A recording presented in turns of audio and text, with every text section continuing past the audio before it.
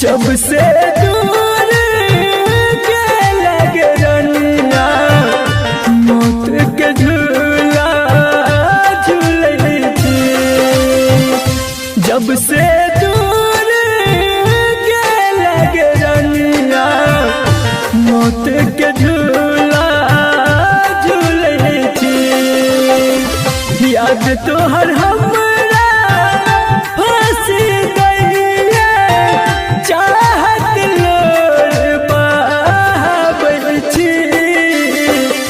जब से दूर के लगे रनिया मौत के झूला झूले छे।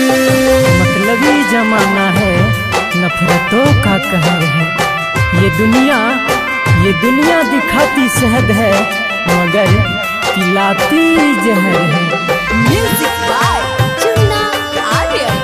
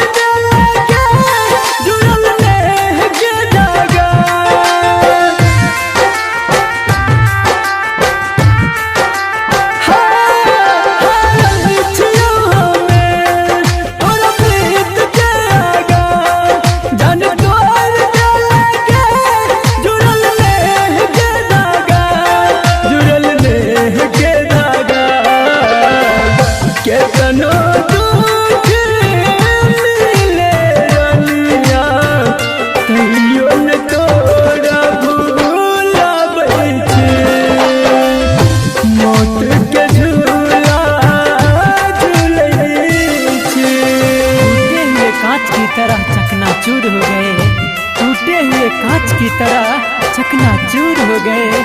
किसी को ना लग जाए इसीलिए हम सबसे दूर हो गए। Music by Chunna Aryan.